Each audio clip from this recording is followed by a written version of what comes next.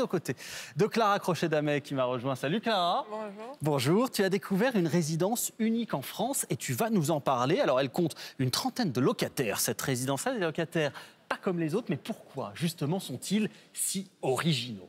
Mais écoute, dans cette résidence, ils deviennent ordinaires et extraordinaires. Ça veut dire quoi, ordinaire, extraordinaire? Mais écoute, ça veut dire que les résidents, quand ils arrivent, doivent être prêts à s'entraider et à être à l'écoute de résidents en situation de handicap, handicapé mental. Ah, c'est eux donc, les extraordinaires, ils ont un handicap mental et donc les résidents ordinaires les aident. C'est ce que tu es allé filmer, tu vas nous raconter et on en reparle juste après, regardez. Nous sommes dans la résidence Arc-en-Ciel.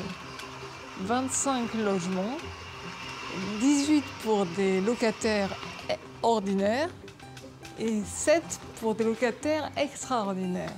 On vous les présente. Les extraordinaires sont des personnes autonomes en situation de handicap mental. Elles habitent dans ce lieu social, créé en octobre dernier par des parents de 6 enfants, dont un enfant trisomique. Ils voulaient mélanger à Arc-en-Ciel des profils de résidents différents.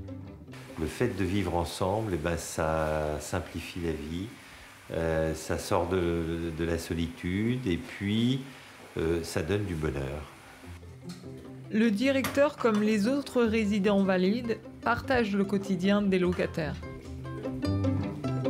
Donc on prépare le dîner de ce soir ensemble. On a décidé ce soir de faire des quiches lorraines avec de la salade et en dessert des fraises.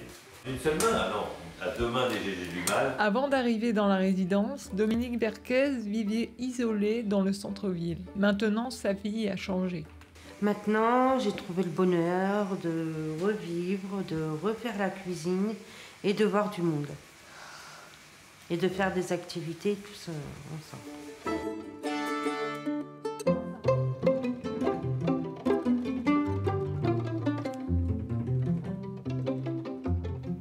Annie Laplume est retraitée. Elle a 2 filles handicapées et avec son mari, ils ont choisi de passer leur retraite à Arc-en-Ciel.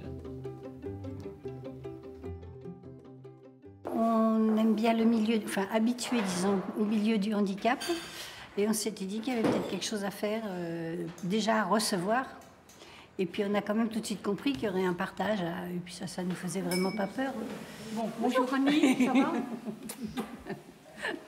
Comment ça va? Ça va bien? Ça va. Au moins 3 jours qu'on s'était pas. Bon, oui, ça va. Maintenant, on va dans votre Dans mon logement. appartement. Appartement, alors voilà. Nicole Freuch a plusieurs problèmes graves de santé.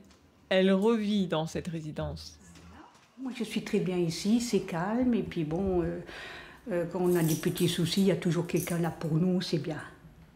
Bon, moi, si j'ai un coup de blues, je vais voir ma petite Dominique à côté. Alors voilà, elle me soutient beaucoup.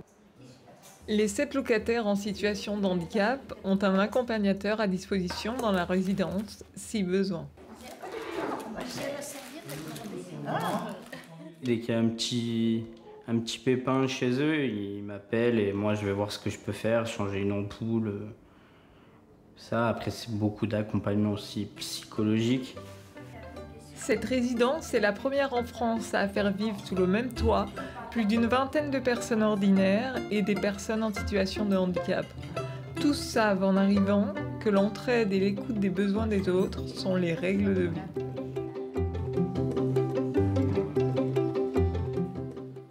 Voilà, très bel exemple d'entraide. Et je crois que ça a été difficile de la mettre en place, cette résidence inclusive.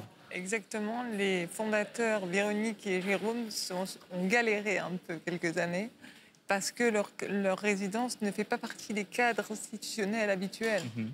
Et donc, ça a été compliqué, mais là, ils construisent une crèche. Donc c'est un pas de plus vers l'inclusion et c'était un très joli reportage. Merci beaucoup, Clara. Prochain instant module, 18h40. À tout à l'heure.